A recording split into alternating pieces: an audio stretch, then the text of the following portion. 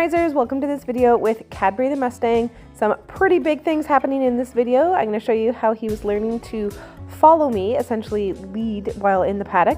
He's also going to get his halter put on for the very first time, which is pretty exciting, and you'll get to see what that looks like when he does those big releases afterwards. So first up, we're starting in the paddock, showing you him starting to understand the cue to come and to follow me. So you can see I kind of reach out my hand and ask him to come over, and he's getting really good at seeing me and coming right over to me, which is super awesome and exciting to get to this point in a relationship with a Mustang where he's learning to come and accept my touch as well as just to seek me and find me. And it's a little tricky being doing this taming of a Mustang while in the winter time with all the snow, while I'm also super heavily pregnant and it gets really uncomfortable to walk around. You can see my ginormous belly there. And he's doing a great job of coming over, but also as I'm doing this, I get to discover things that are hard for him or that are easier for him. So for example, this particular spot where I'm standing, I'm not really sure why he was lacking confidence coming over to this particular spot.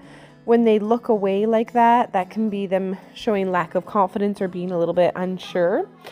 And you can see he does that kind of right to left a little bit. So I'm like, okay, well, I'll come over to a different spot and I'll try over here instead. And so then he comes over, he does his little nose touch.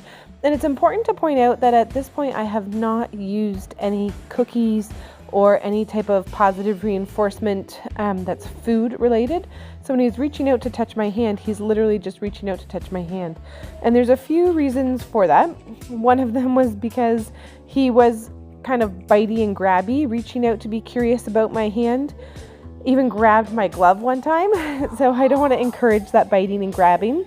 But then the other thing is that when you have a Mustang, they often don't want treats and they don't want grain or food because they don't know that it's okay for them. And horses, they're programmed to not want to eat anything unfamiliar because they can't throw up.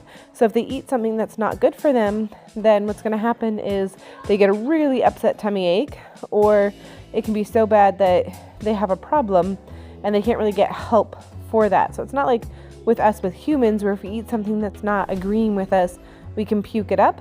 There's not that option for horses.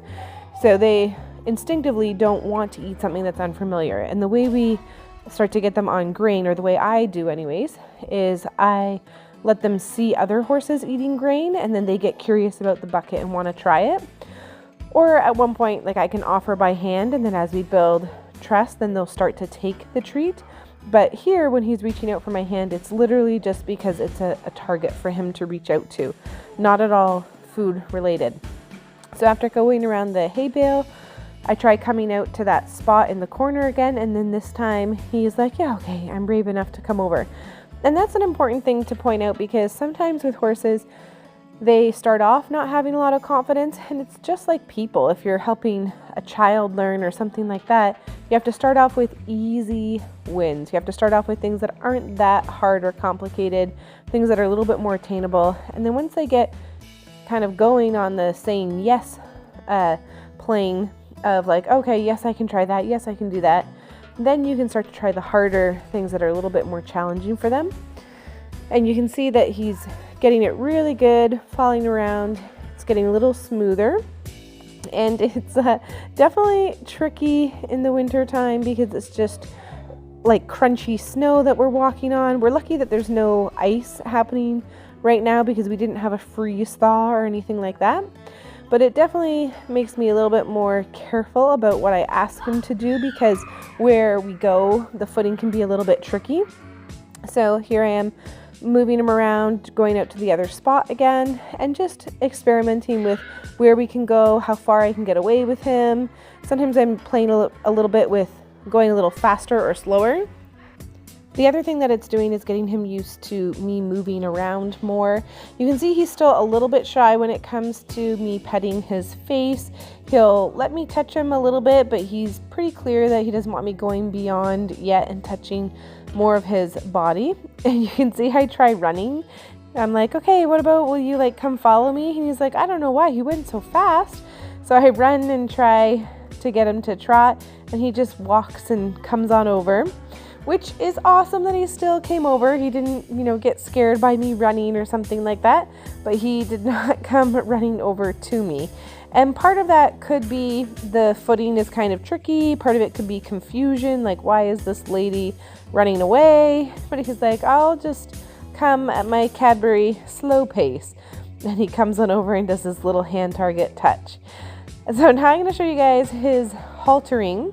Unfortunately, it's not the best video in terms of where I'm standing, but I decided to put him into our pen, which is essentially using little round pen panels in the shelter to make sure he's separated from me.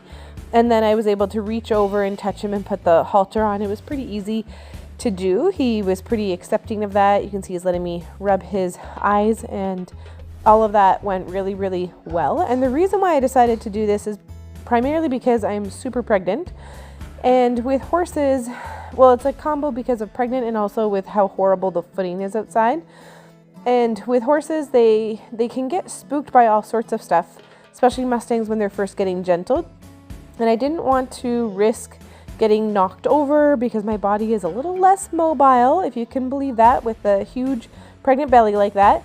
So my ability to jump out of the way with the combo between the snow and with the big belly, I didn't want to be in a situation where maybe he got spooked by the halter and went to push me or something like that, and I couldn't get out of the way. So a little bit safer to do it from the other side of the round pen panels. And then you can see that after the halter was on, and I'm like, okay, like this part was fine, then I go ahead and just open up the panels, and then I can be in there with him and no problem. And I'm still moving the halter around and everything's okay. And he was really, really trusting of me doing this process. So it was really nice that there was no big spooks or anything like that. And he's tolerating me touching and rubbing really, really well. I'm still not working my way down his body a whole lot, just getting onto his neck and getting into his shoulder area there, but being respectful of the fact that at this point he doesn't want me down by his butt, for example, or rubbing down his back. So just keeping it kind of simple. And he's wearing the halter now, which is pretty exciting because then we can start to work on leading, and it can also help me with asking him to stay and wait, so I can start to work on the touching him a little bit more. And I'd love to get him out of this private Mustang pen and into the field with the other horses. So this is all part of that process, and I'm sticking within the things that I feel comfortable doing while I'm waiting for this baby to pop, because otherwise I might be working more in the touching and the bending over and starting to do his legs and stuff like that. But my body is not in a place where I'm ready to do that. So instead I'm working more on these other pieces of wanting to get to the leading and the touching, things where I can stand up and hopefully get to better footing.